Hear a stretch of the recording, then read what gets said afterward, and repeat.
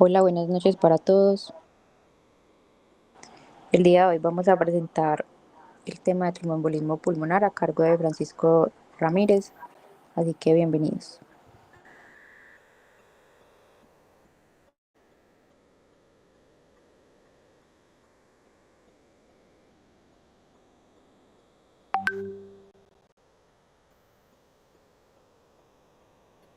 Bueno, ¿cómo están?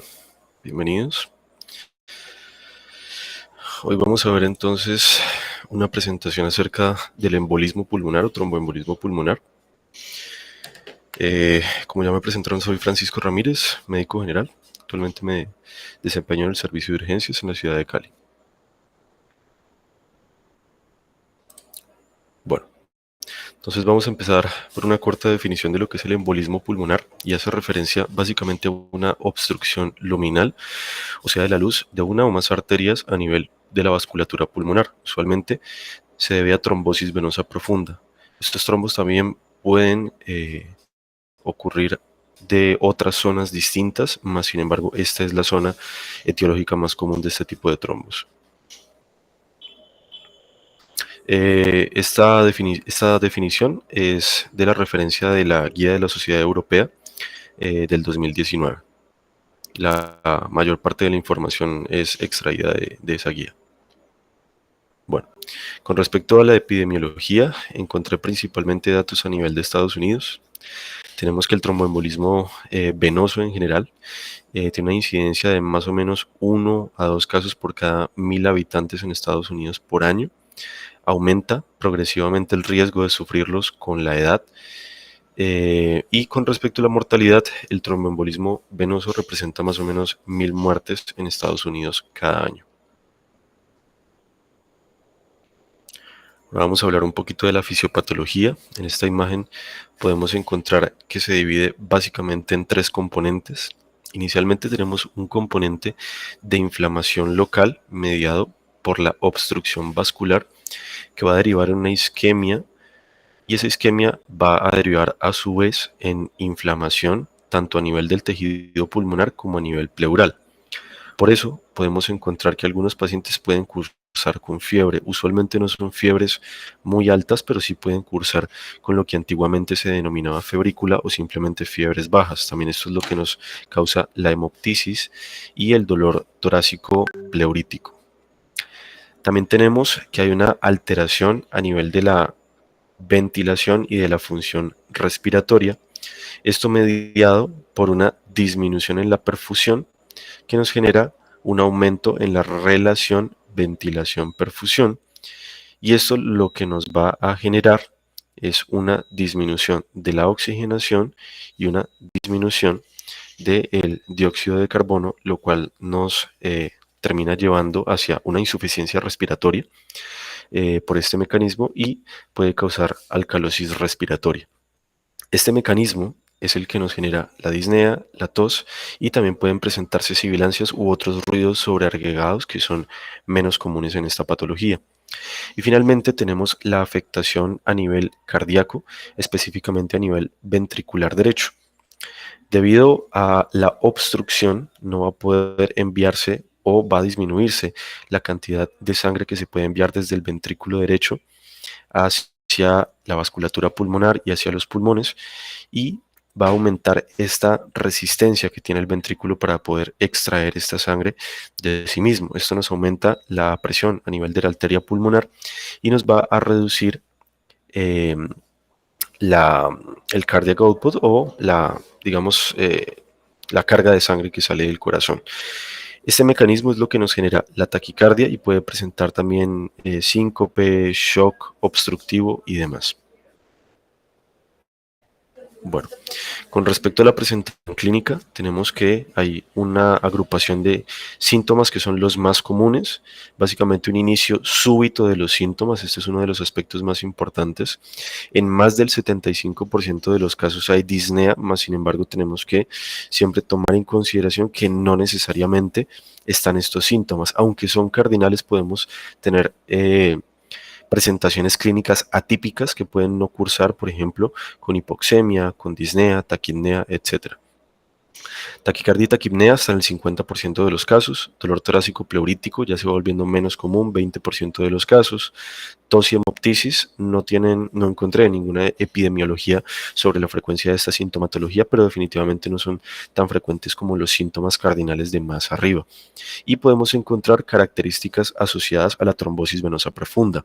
Ahora, no necesariamente vamos a encontrar signos de trombosis venosa profunda o de trombosis en algún otro órgano o sistema del cuerpo, más sin embargo, la ausencia de estos no nos descartan a su vez la existencia de un embolismo pulmonar. Tenemos otras características menos frecuentes, pero que pueden ayudarnos a pensar en esta patología, como son la disminución de los ruidos respiratorios, matidez a la percusión, el S2 dividido en dos ruidos diferentes, fiebre baja, como les había mencionado, por la isquemia a nivel del tejido pulmonar, que genera inflamación, y podemos encontrar también dolor a nivel del abdomen superior.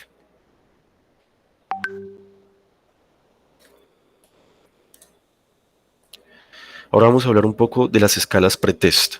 Después de que nosotros tenemos un paciente en el cual hemos hecho una evaluación clínica, tenemos unos síntomas o dentro de nuestros diagnósticos diferenciales hemos considerado la posibilidad de un embolismo pulmonar, tenemos que empezar a hacer las escalas pretest. Estas escalas pretest lo que nos permiten es determinar de forma un poco más objetiva, particularmente cuando no se tiene mucha experiencia con el manejo o la detección de este tipo de patologías. Dentro de estas escalas vamos a encontrar la escala de Wells, la escala de Ginebra o de Génova, la escala PERC, entre otras, pero la más comúnmente utilizada es la escala de Wells, sin decir con esto que la escala de Wells tenga un rendimiento diagnóstico superior a las demás. Por el contrario, hay varios estudios que muestran que todas estas escalas son más o menos equivalentes y que inclusive eh, la intuición clínica o el raciocinio clínico del médico tratante de un paciente con un posible tromboembolismo pulmonar también es más o menos equivalente cuando tiene experiencia con su manejo a todas estas escalas. Más sin embargo, los estudios muestran que las escalas o la utilización de las escalas tienen una especificidad un poco superior a la intuición clínica por sí sola. Entonces, idealmente utilizarlas a pesar de que ya se tenga experiencia manejando este tipo de enfermedades. Entonces tenemos la escala de Wells, que básicamente nos clasifica a los pacientes en tres grupos de probabilidad. Probabilidad baja de tener embolismo pulmonar, probabilidad media y probabilidad alta. Van a haber una serie de factores de riesgo y síntomas clínicos que nos van a aumentar o no la probabilidad de que efectivamente sea este diagnóstico diferencial cuando lo estamos tomando en consideración. Tenemos acá en el lado izquierdo la escala de Ginebra o la escala de Génova, que también toma en consideración otras características clínicas y las divide de forma un poco distinta a la escala de Wells. También es bastante común su utilización, menos que la de Wells, más sin embargo, como les menciono, no tiene un rendimiento diagnóstico inferior. Cualquiera de estas nos puede servir con la que tengamos más afinidad. Y también tenemos otra escala que es la escala PERC, que como podremos leer acá, se utiliza particularmente en pacientes que tengan una baja probabilidad por cualquiera de las otras escalas pretest que hayamos utilizado. Después de que tenemos una baja probabilidad, lo que nos dice el algoritmo de abordaje de esta patología es realícese la escala PERC y si la escala PERC da 0 puntos, se puede descartar el diagnóstico como diferencial de embolismo pulmonar. Mientras que si tenemos una escala PERC mayor o igual a 1, tenemos que realizar otros estudios, como en este caso, siguiendo el ordenamiento de los algoritmos, es un dímero D, dependiendo de la probabilidad pretest que hayamos establecido también. Pero lo que nos permite es, en casos de baja probabilidad, descartar de forma definitiva, sin necesidad de hacer otros estudios adicionales, el diagnóstico o posible diagnóstico de embolismo pulmonar. Aquí tenemos un algoritmo de diagnóstico y también algunos aspectos del manejo del embolismo pulmonar. Básicamente, cuando sospechamos el diagnóstico, lo primero que tenemos que preguntarnos es, ¿el paciente está estable o está inestable? Y de acuerdo a eso, vamos a ir tomando una serie de decisiones. La gran mayoría de pacientes vamos a encontrarlos en el grupo de pacientes estables. Entonces, cuando tenemos un paciente estable, vamos a ir con calma, vamos a estimar la probabilidad pretest, vamos a utilizar la escala de Wells, la escala de Génova o la de Ginebra, y de acuerdo a la probabilidad, vamos a ir siguiendo con el algoritmo. Entonces, si tenemos una probabilidad baja, aquí mismo nos lo dice, utilizar la regla PERC o el score de PERC. Y si da 0, vamos a descartar el diagnóstico. Si la escala de PERC da mayor o igual a 1, o sea, cualquier valor diferente de 0, entonces tenemos que entrar a realizar el dímero D. Por el contrario, si tenemos una probabilidad intermedia, tenemos que pasar directamente a hacer el dímero D y de acuerdo a eso tomaremos decisiones diagnósticas y terapéuticas. Y cuando tenemos una probabilidad alta por los scores pretest, vamos a pasar directamente a hacer pruebas de imagen, que en este caso la más comúnmente utilizada es la angiotomografía de las arterias pulmonares o de vasos del tórax. Esta imagen pues podemos tener un resultado negativo que nos descartaría la enfermedad debido a que tiene un rendimiento diagnóstico muy alto y es descrito en múltiples literaturas como el gold standard porque tiene una alta sensibilidad y alta especificidad. Más sin embargo, la vamos a guardar únicamente para pacientes con alta probabilidad pretest o que después de haber tenido una probabilidad intermedia tengan un dímero de positivo. Pasaremos directamente a confirmar el diagnóstico mediante esta prueba. Si sale positiva, es prácticamente diagnóstico absoluto de que tenemos un tromboembolismo pulmonar y lo vamos a manejar como tal. En la menor proporción de los casos vamos a tener pacientes inestables en los cuales vamos a proceder con el enfoque ABCD de urgencias inicialmente para estabilizar al paciente. Si está lo suficientemente estable después de la valoración inicial para poder hacerle la imagen, se llevará imagen. Si el paciente persiste inestable, una buena forma que tenemos para hacer a la cabecera del paciente, por ejemplo, si lo tenemos en sala de críticos o en sala de reanimación, es hacer un POCUS o directamente hacer un ecocardiograma, lo cual nos puede mostrar signos de disfunción ventricular derecha. De acuerdo a si hay o no disfunción ventricular derecha, vamos a tomar decisiones. Este algoritmo lo que nos dice es que si no hay disfunción ventricular derecha, la probabilidad de que sea la causa de la inestabilidad del paciente, el embolismo pulmonar, es baja, mientras que si encontramos disfunción ventricular derecha, la probabilidad de que efectivamente la inestabilidad sea por la embolia pulmonar es alta. Entonces lo manejaremos como un embolismo pulmonar en ese caso. Aquí tenemos otro algoritmo de uno de los artículos guía que se nos había indicado, que en términos generales muestra lo mismo con algunos otros datos adicionales y algunas variaciones. Entonces tenemos lo mismo, establecemos la probabilidad pretest, dividimos en 3 grupos, probabilidad baja, intermedia o alta. Alta ya sabemos que es imagen directamente, baja ya sabemos que vamos a aplicar los criterios PERC y de acuerdo a si salen positivos o negativos haremos un dímero D, y si tenemos una probabilidad intermedia vamos a pasar directamente a hacer el dímero D. Aquí también nos habla de los criterios GEERS, que son unos criterios que también nos ayudan a, digamos, hacer un enfoque un poco más fino, en el cual nos dice si hay alguno de estos síntomas, hemoptisis, signos clínicos de trombosis venosa profunda, o el tromboembolismo pulmonar es el diagnóstico más probable frente a los otros diagnósticos diferenciales que consideremos, vamos a tomar un punto de corte del dímero D de 0.5, mientras que si estos datos no están presentes, vamos a utilizar un punto de corte de 1.0.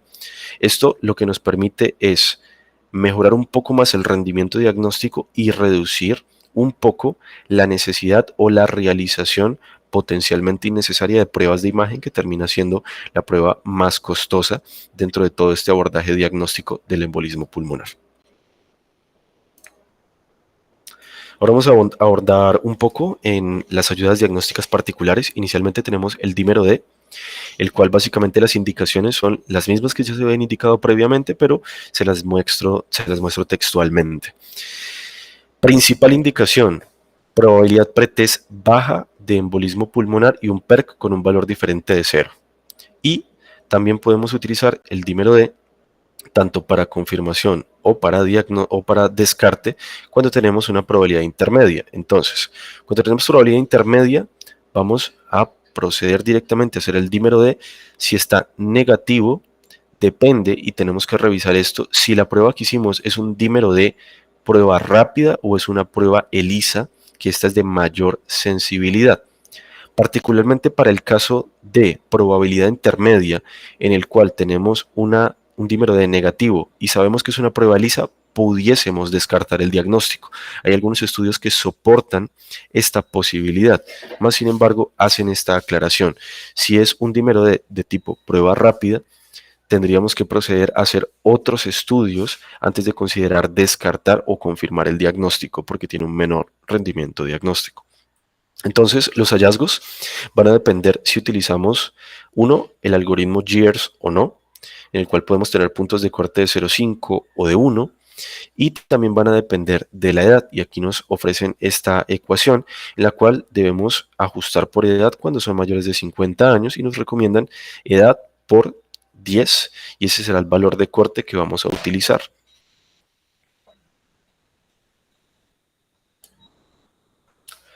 La otra prueba más comúnmente utilizada es la angiografía pulmonar por tomografía, que ya sabemos, indicación todos los pacientes con alta probabilidad pretest o pacientes con probabilidad intermedia que tengan un dímero D elevado, dependiendo del punto de corte que hayamos escogido. Contraindicaciones, esto utiliza una sustancia, el contraste, entonces insuficiencia renal, no se puede utilizar.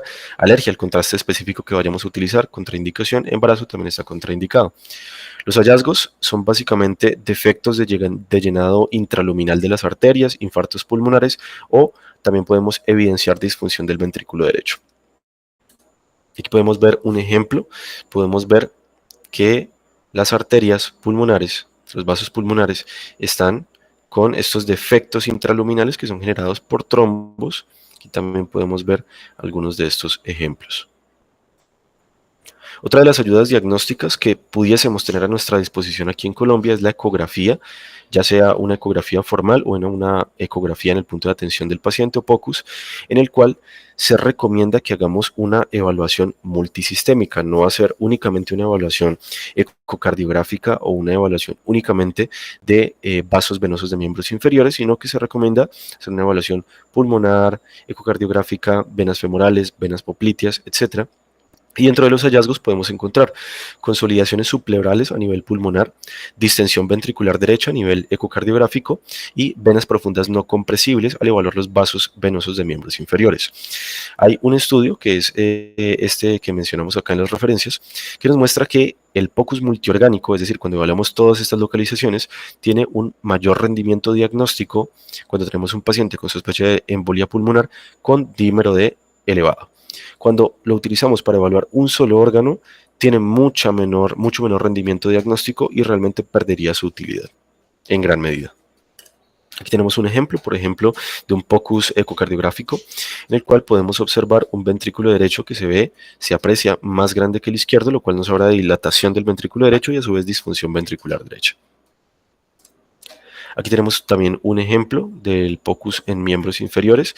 Puede ser también un Doppler venoso formal o podemos hacer un POCUS nosotros mismos de miembros inferiores. Cabe aclarar que se han hecho estudios en los cuales se compara el rendimiento diagnóstico de médicos de urgencias, de emergenciólogos o radiólogos haciendo este tipo de procedimiento y se ha encontrado que todos tienen un rendimiento más o menos similar desde el punto de vista diagnóstico. ¿Qué cosas podemos encontrar? Básicamente es venas no compresibles o con visualización directas de trombos intraluminales a nivel del sistema venoso de miembros inferiores. Con respecto al abordaje clínico, esta es una lista que a grandes rasgos nos da una indicación de qué tenemos que hacer más o menos en orden. Entonces, si tenemos un paciente inestable, ya sabemos que lo primero que hay que hacer es estabilizar al paciente. Podemos utilizar cualquier enfoque que nosotros prefiramos. El tradicional es a la base de urgencias para brindar lo que el paciente necesite de forma inicial: oxígeno, ventilación, líquidos, vasopresores, inotrópicos, etc.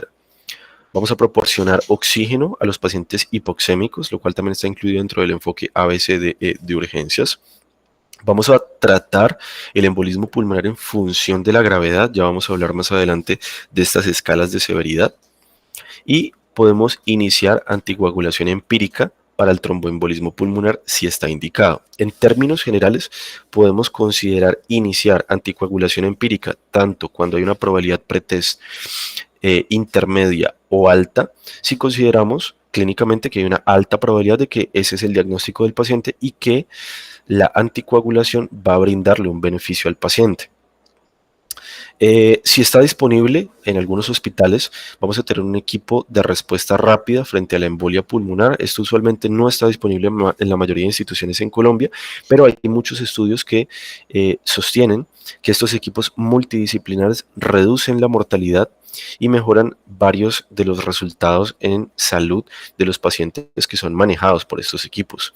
Hay que evitar utilizar los AINES cuando es posible, debido a que los AINES son cardiotóxicos y pueden empeorar la función ventricular en un contexto de un paciente críticamente enfermo con posible falla ventricular derecha.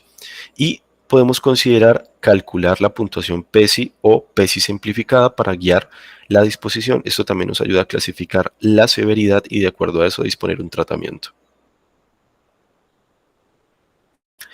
Bueno, ahora vamos a hablar un poco de estos índices de severidad o scores de severidad que nos permiten a su vez saber qué tan más allá vamos a ir con el tratamiento, a qué paciente le ofrecemos solo anticoagulación, a cuál hay que hacerle trombólisis o a cuál inclusive hay que hacerle medidas más intervencionistas. Entonces tenemos el índice de gravedad de la embolia pulmonar o el PESI simplificado o SPESI y la puntuación de riesgo de la Sociedad Europea de Cardiología, que es la más utilizada actualmente, y también tenemos la puntuación de BOA modificada. En esta referencia que podemos observar aquí abajo, hicieron una comparación de todos estos scores de severidad o scores de disposición, en los cuales encontraron que son moderadamente fiables en la estimación de la mortalidad a 7 y a 30 días, y que no había uno particularmente superior al otro. Más sin embargo, encontraron que el BOBA era el más sutilmente inferior y que el PESI era el más sutilmente superior a los demás. Más sin embargo, en términos generales, pudiésemos utilizar cualquiera de estos debido a que el beneficio en relación a la clasificación va a ser moderadamente fiable. Aquí tenemos el score de severidad de la Sociedad Europea, que es el que les venía mencionando acá, puntuación de riesgo de la Sociedad Europea de Cardiología. Este es uno de los más utilizados, no porque sea el mejor, porque hay un estudio que soporte que tiene mejor rendimiento que todos los demás, simplemente es el más utilizado. Entonces aquí lo que nos va a dividir es en 4 subgrupos principalmente, de acuerdo a si el paciente está inestable, si tiene datos de disfunción ventricular derecha, si tiene troponinas positivas o no, y si tiene parámetros que nos sugieran alto riesgo. En este caso, por ejemplo, nos recomiendan el cálculo del PESI y el PESI simplificado, es decir, sería como una combinación entre el PESI y el score de riesgo de la Sociedad Europea.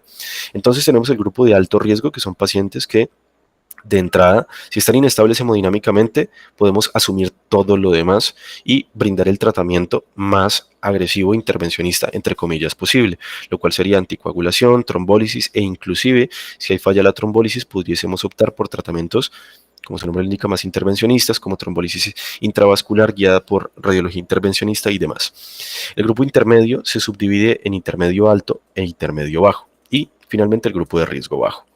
El intermedio alto era un grupo que previamente no tenía recomendada la trombólisis, más sin embargo, hay estudios hoy día que sugieren considerar la realización de trombólisis en este grupo de riesgo, porque era un grupo en el cual los pacientes tenían mayor mortalidad y tenían peores resultados a largo plazo porque desarrollaban eventualmente hipertensión pulmonar u otras complicaciones o podían presentar mayor recurrencia de los tromboembolismos pulmonares al futuro cuando no se realizaba medidas más intervencionistas que la anticoagulación por sí sola. Entonces, en este grupo se está empezando a considerar cada vez más la realización de la trombólisis farmacológica.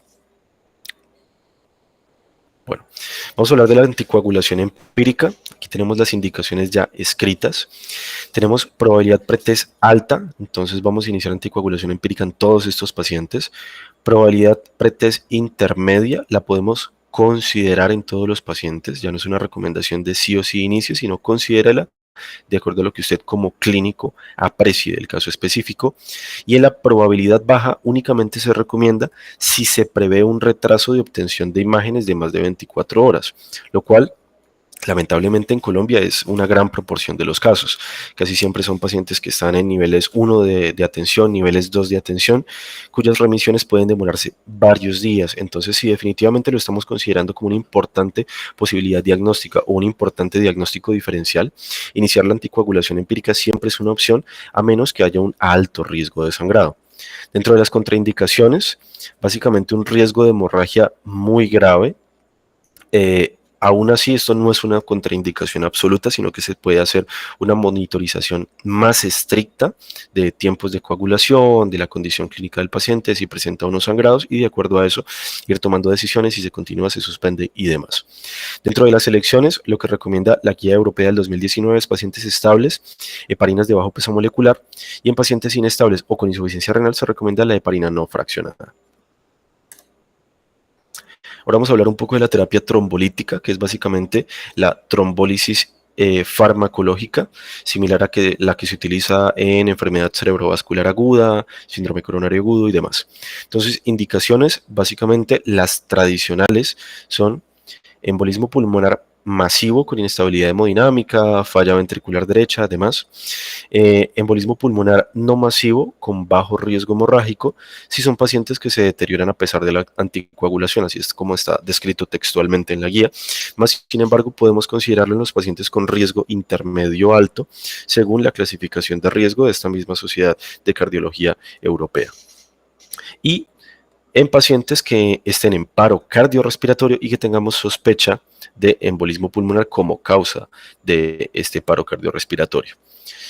¿Cómo vamos a manejar la anticoagulación cuando iniciamos terapia trombolítica? Bueno, entonces tenemos que interrumpir la anticoagulación antes de la trombólisis, tenemos que comprobar los tiempos de la coagulación, particularmente el PTT, 2 horas después de finalizar la trombólisis, y vamos a reanudar la anticoagulación cuando el PTT sea menos de 2 veces el límite superior de la normalidad, 2 horas después de la trombólisis, que vamos a estar esperando el resultado.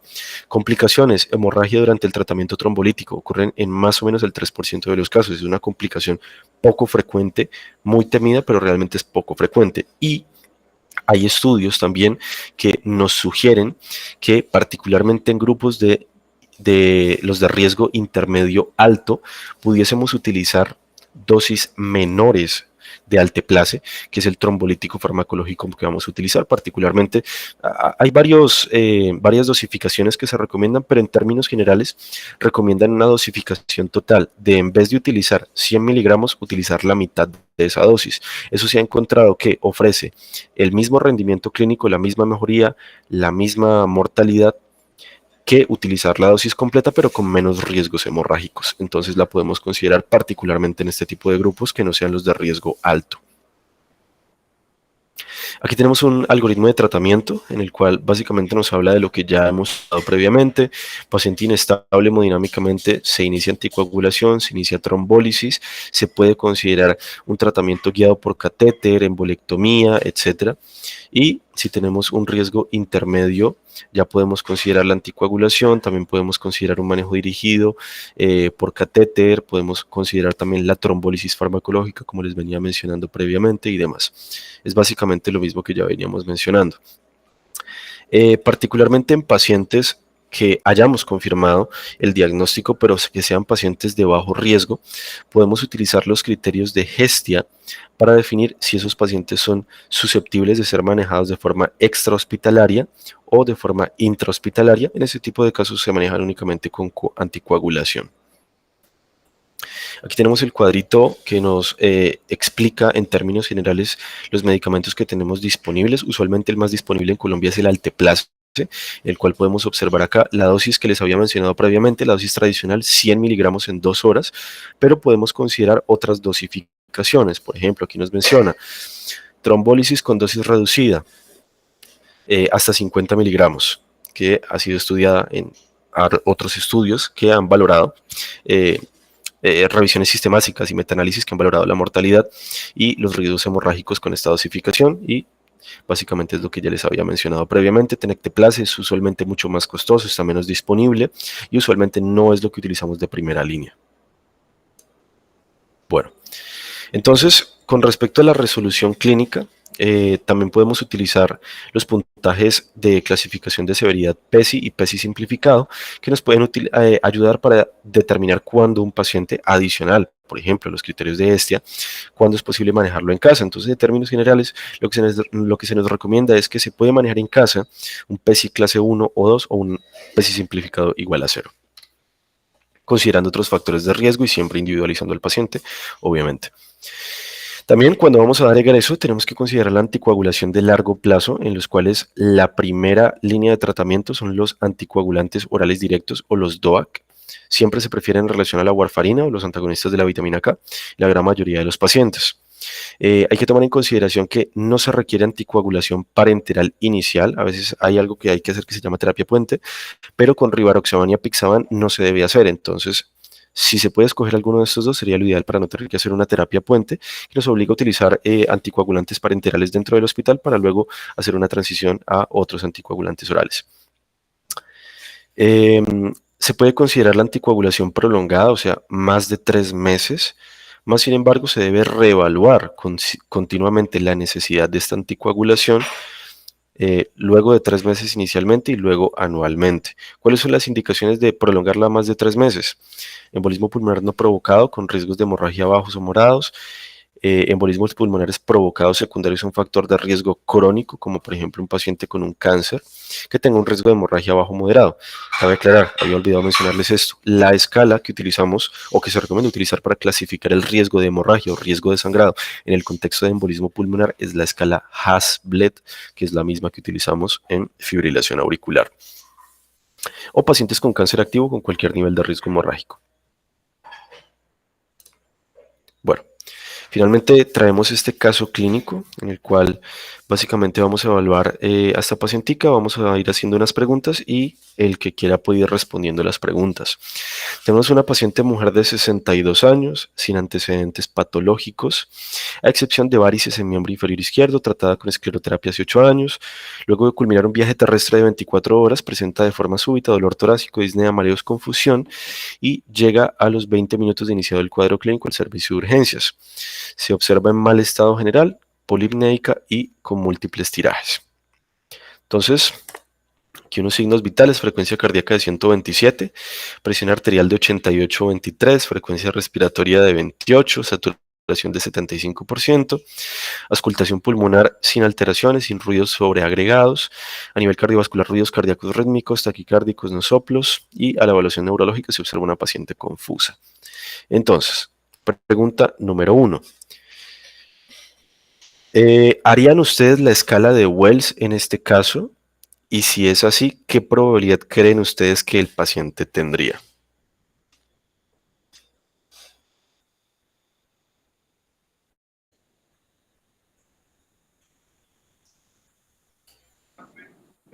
Le da un riesgo alto. Listo. En este caso, ni siquiera habría necesidad de hacer la escala de Wells. Tenemos un paciente inestable, como habíamos evaluado en el algoritmo que les mostré al principio, paciente inestable. Si está lo suficientemente estable, se lleva directamente imagen, si no, se hace una evaluación ecocardiográfica, pero no utilizaríamos las escalas pretest porque solo son para pacientes estables. Muy bien. Pregunta número 2. Según los Hola, perdón, algoritmos... qué pena interrumpir. Aguantemos un Sí, momento. ¿A alguno le queda duda si habría otro diagnóstico diferencial con esta paciente? ¿Alguien pensaría en otro diagnóstico diferente a una embolia pulmonar?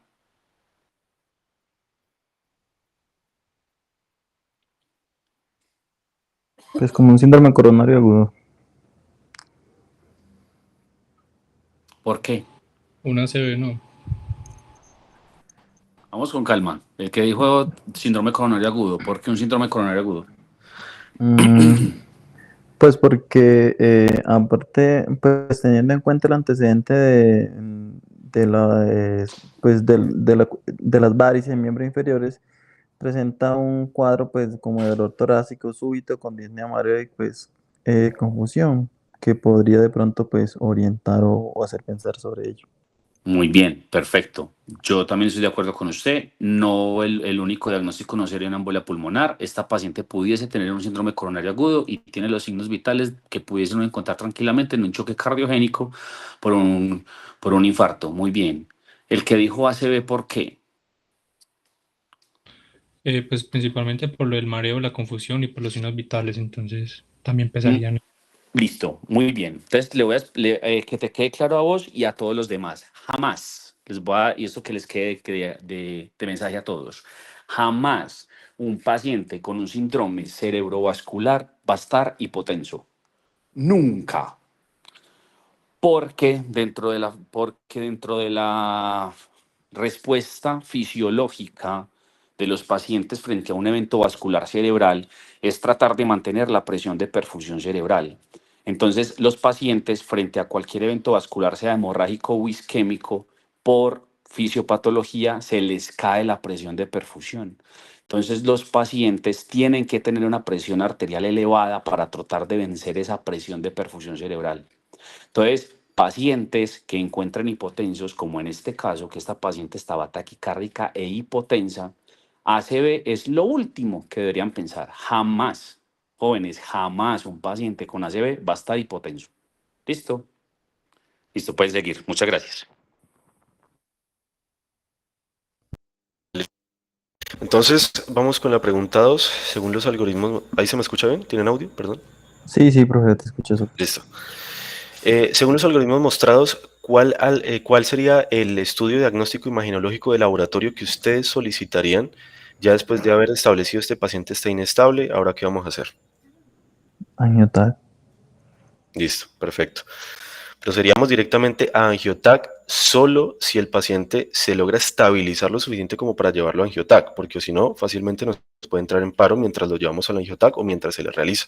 Entonces, angiografía pulmonar es una opción, pero también la opción está la ecografía cardíaca o un POCUS a la cabecera del paciente, evaluando la función ventricular derecha. Cualquiera de esos dos pudiese ser, de acuerdo a la circunstancia específica. Bueno, digamos que seleccionaron realizar un POCUS, un ecocardiograma, allí mismo.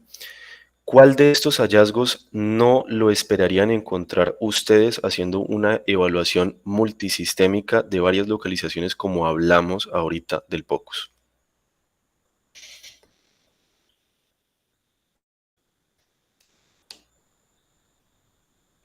La consolidación subpleurales.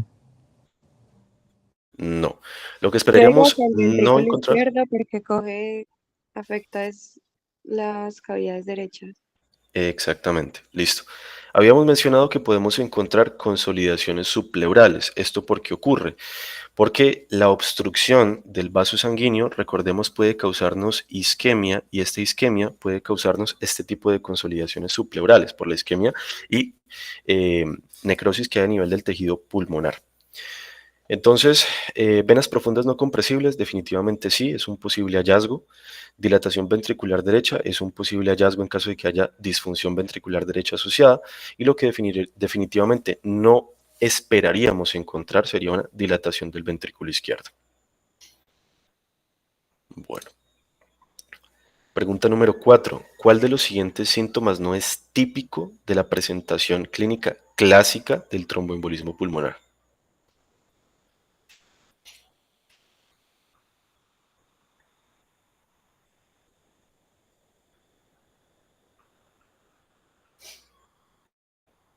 Pues, profe, no sé.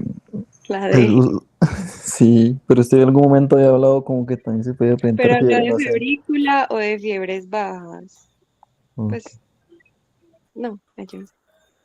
Listo. En este caso, la que no esperaríamos encontrar es la fiebre alta persistente. Si los mareos y la confusión no son, digamos, no hacen parte de los síntomas cardinales, son de los síntomas menos comunes, pero lo que definitivamente no esperamos encontrar si pensamos en un embolismo pulmonar es fiebre alta persistente. Podemos encontrar fiebres bajas o lo que tradicionalmente se llamaba febrícula, pero fiebre alta definitivamente nos hace pensar en un diagnóstico diferencial como una neumonía, por ejemplo, entre otras posibilidades. Bueno, pregunta número 5. ¿Cuál sería el tratamiento inicial más apropiado para este paciente si le hicimos el POCUS, le digamos que también le hicimos una angiotomografía y encontramos que efectivamente tiene un TEP?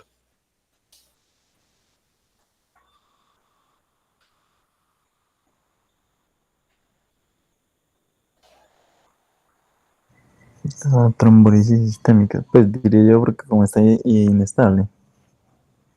Exactamente. Utilizaríamos heparina, que es la anticoagulación recomendada para pacientes inestables, y trombólisis sistémica, por ser un paciente que inmediatamente, según la clasificación de severidad de la Sociedad Europea de Cardiología, de la guía que habíamos mencionado al principio, sería alto riesgo por estar inestable. ¿cierto? Entonces ahí pasamos directamente a trombólisis sistémica más anticoagulación empírica. Bueno, ¿alguna pregunta?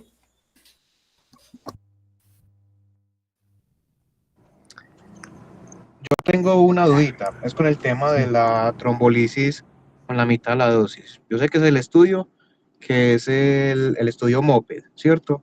Pero ¿qué tan validado está o qué tan factible está para usarlo en el momento? Recomendación en este momento no es una recomendación con un alto nivel de evidencia.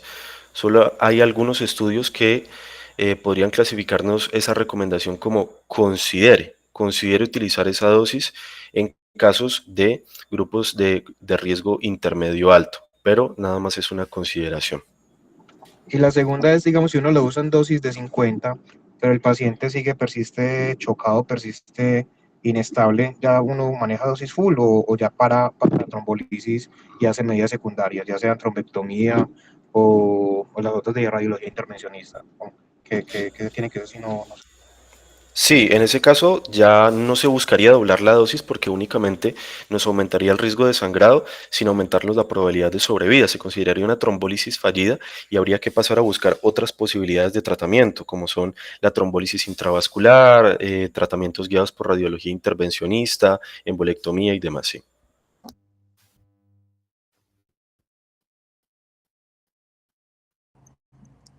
Hola, profe, no, yo quería particularmente pues agradecerle y felicitarlo, pues el tema ha sido muy claro, muy dinámico y justamente lo que queremos y pretendemos en nuestro grupo de urgencias realmente y pues también de que sea cierto, pues como de otra ciudad que ha mostrado el interés sobre este grupo.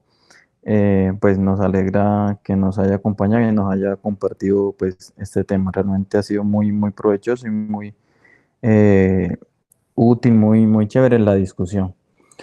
Profe, hay pues como una preguntita, teniendo en cuenta que ha aparecido otro agente pues como etiológico, ¿cierto? Y que se escapa un poquito de la fisiopatología tradicional como el COVID.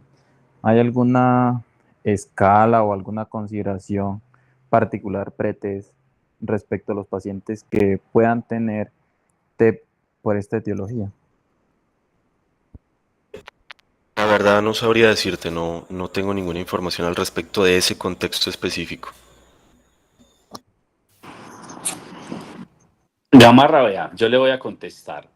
De una Cuando nosotros los que tuvimos la oportunidad de manejar durante la pandemia esos pacientes, siempre nos vimos en la dificultad de saber si un paciente tenía embolismo pulmonar o no cuando estaba infectado con COVID, porque dentro de los estudios que con el tiempo empezaron a salir de pronóstico en los pacientes con COVID, era precisamente el dímero D. Entonces nosotros les pedíamos dímero D a todos los pacientes, no por buscarles embolismo pulmonar, sino porque cuando se elevaba, eso le aumentaba el riesgo de complicaciones y mortalidad. Y el aumento del riesgo era bastante alto, por no decir que exponencial.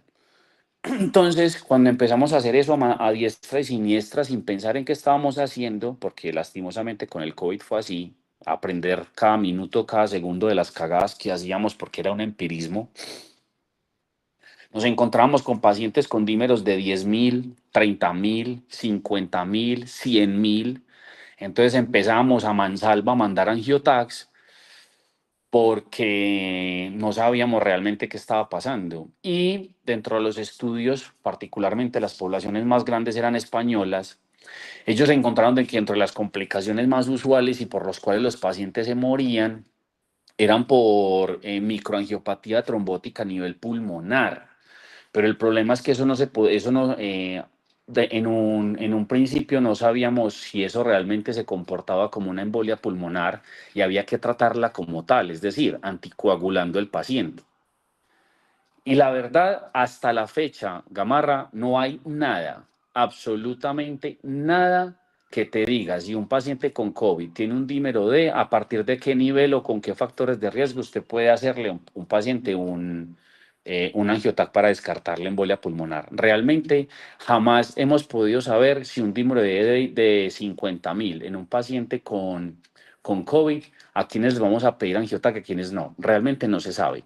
Pero es porque lastimosamente por fisiopatología, dentro del punto de vista de microvasculatura pulmonar, el dímero D se eleva por la lesión angiopática. Entonces, no vas a encontrar ninguna escala ni ningún valor pronóstico que te diga si sí o no ese paciente te toca por obligación buscarle con un angiotac. Porque usted puede decir, no, pues entonces yo le hago una ecografía. Pues entonces le voy a decir, como dentro de la fisiopatología, como ya le dije, el COVID, ellos hacen lesión vascular pulmonar, entonces por ende hacen hipertensión pulmonar. Y por ende la hipertensión pulmonar te va a llevar a afectar el ventrículo derecho. Entonces usted, cuando le hago si usted aprende a hacer ecografía a pie de cabecera, entonces usted va y busca todos los signos que nosotros buscamos de embolia pulmonar para saber si tiene o no en el corazón, pues usted va a encontrar los mismos signos ecográficos que tiene un paciente con embolia pulmonar, pero resulta que este paciente no tiene embolia pulmonar, lo que tiene es una hipertensión pulmonar. Entonces usted se va a ver en las mismas. Entonces la ecografía no le va a ayudar en absolutamente nada. Entonces no, entonces yo le busco entonces a ver si tiene, le hago una ecografía en las piernas a ver si tiene trombo. Pues también se jodió porque es que un porcentaje no despreciable de pacientes que hacen embolia pulmonar no tienen TBP. Entonces, el hecho de que usted no lo encuentre TBP no lo descarta. Entonces, la ecografía tampoco va a ser de tu ayuda. Y pues los pacientes que tienen COVID, por ser críticamente enfermos, la gran mayoría, entonces, pues van a hacer trombosis venosa profunda. Entonces, pues, ¿usted qué va a hacer? Va a terminar literalmente a todos haciendo la angiotac.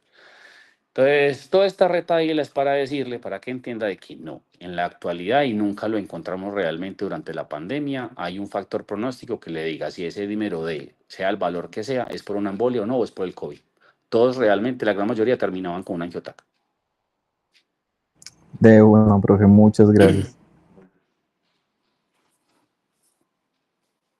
No sé si tenemos alguna otra pregunta o el profe Manuel quiere dar alguna apreciación final. A ver, no, mi apreciación es que les inculco, como lo hago con mis médicos en el servicio, es que aprendan a usar el dímero D, porque es en donde realmente más se equivocan. Los dímeros D son muy específicos, pero poco sensibles. Lo mismo que nos pasa con la troponina, así ultrasensibles. Cualquier cosita te la puede elevar. Entonces, si usted a cualquier paciente con disnea, solo por estudiar la disnea, le va a pedir un dímero D solo porque sí, créanme que se van a embalar. Tienen que tener muy claro a qué pacientes y por cuál es el motivo que se lo van a pedir. Y cuando ustedes utilicen las escalas pronósticas, sea el Ginebra, sea el Wells, lo que quieran usar realmente, o el protocolo GEARS, el que quieran. Yo soy más de pasar protocolo GEARS porque es el único que a la fecha se ha utilizado en pacientes en embarazo. Ni el Ginebra ni el Wells fue validado en embarazadas, el GEARS sí. Que realmente sepan muy bien cuándo lo van a pedir para que no se embalen. Lo otro es que como el angiotac no está siempre disponible, obviamente si ustedes tienen un paciente con una sospecha de una embolia pulmonar, están en un primero o en un segundo nivel. Si están en el primer nivel y pueden hacer el dímero D, muy chévere. Si no lo pueden hacer y les da una probabilidad realmente pues para tener lo que hacer, mientras remiten el paciente si no está inestable, ¿cierto? Yo le recomiendo que lo anticoagulen, ¿sí? Eso no le va a pasar nada. Realmente créanme que no le va a pasar nada, pues a menos de que tenga un Hasblek pues extremadamente alto. Y eso, de una vez les voy diciendo que incluso así teniendo pacientes nosotros con FAs, con Hasblek de altos, muchas veces decimos anticoagularlos. Entonces, en ese contexto, mientras sale el angiotac, porque no siempre está disponible, anticoagulen el paciente. Si el angiotac le sale negativo, pues le quitan la anticoagulación, pero tengan la costumbre de anticoagular empíricamente si realmente la probabilidad prete les da alta para pedir el angiotac o si el dímero D se lo pidieron inicialmente y les dio alto. Mientras esperan el angiotac, anticoagulen. Listo. De resto, nada. El mensaje inicial, aprendan a usar el dímero D, es lo más importante. Listo. Muchas gracias por la charla, muy bien. Listo, profe, muchas gracias. Sí, no sé si no tenemos alguna otra pregunta. Nuevamente agradecer al doctor Francisco pues, por el tiempo también, por la excelente charla que nos ha compartido y bueno, estará pues invitado por ahí para que nos siga acompañando.